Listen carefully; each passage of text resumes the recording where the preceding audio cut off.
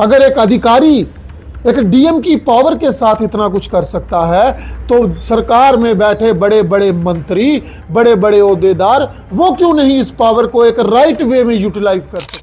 कि वाकई में अगर हर कंसेप्ट इस तरह का हो जाए, हर सरकारी स्कूल इस तरह का हो जाए,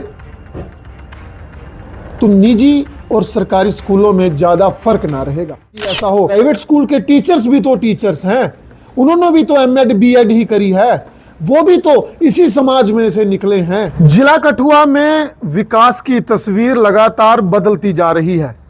एक समय था जब किराए की इमारतों में आंगनवाड़ी सेंटर चलाए जाते थे, लेकिन अब मॉडर्न आंगनवाड़ी का कंसेप्ट कठुआ में आ रहा है।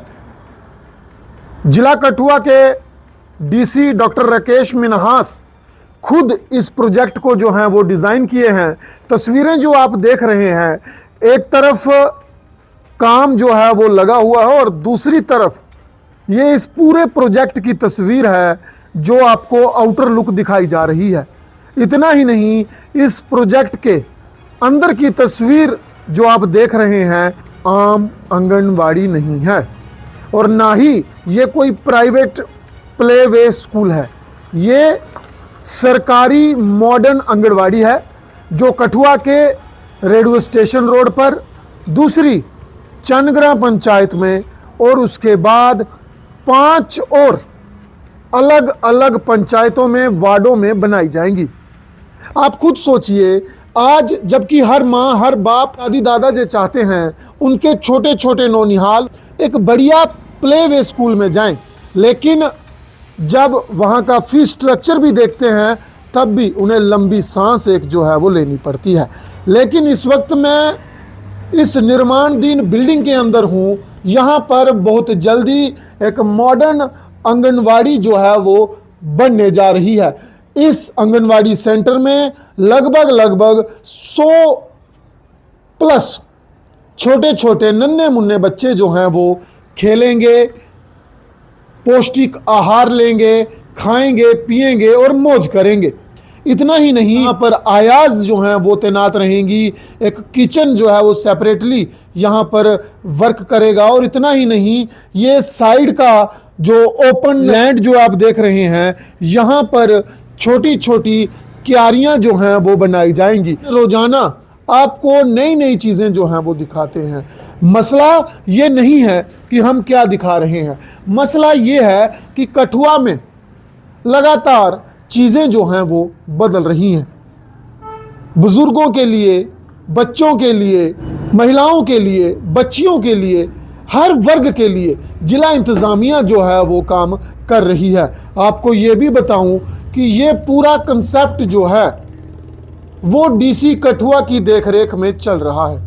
इससे पूर्व हमने आपको लखनपुर की तस्वीर जो है वो दिखाई थी। जब ये पूरा कंसेप्ट, पूरा प्रोजेक्ट बन के तैयार हो जाएगा, हमें विश्वास है कि आप लोग अपने बच्चों को प्ले वे, किंडरगार्टन में भेजने की बजाय इन मॉडर्न आंगनवाड़ी सेंटर्स में भेजेंगे, क्योंकि यहाँ पर सरकार की तरफ से आपको पौष्टिक आहार भी मिलता है। कई बार आपने भी अपने परिवार में बैठ के, अपने घर में बैठ के ये बात जरूर की होगी कि सरकारी टीचर्स के बच्चे सरकारी स्कूलों में क्यों नहीं पढ़ते, हर किसी को निजी संस्थान की होड़ क्यों लगी है।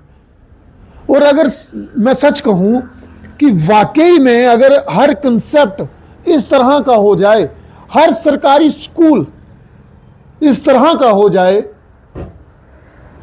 तो निजी और सरकारी स्कूलों में ज़्यादा फर्क ना रहेगा। सरकार चाहे, सिस्टम चाहे क्या नहीं कर सकता। अगर एक अधिकारी एक डीएम की पावर के साथ इतना कुछ कर सकता है तो सरकार में बैठे बड़े बड़े मंत्री, बड़े बड़े ओहदेदार, वो क्यों नहीं इस पावर को एक राइट वे में यूटिलाइज कर सकते हैं? क्या वो नहीं सरकारी स्कूलों को एक उच्च दर्जे पर लेकर जा सकते हैं?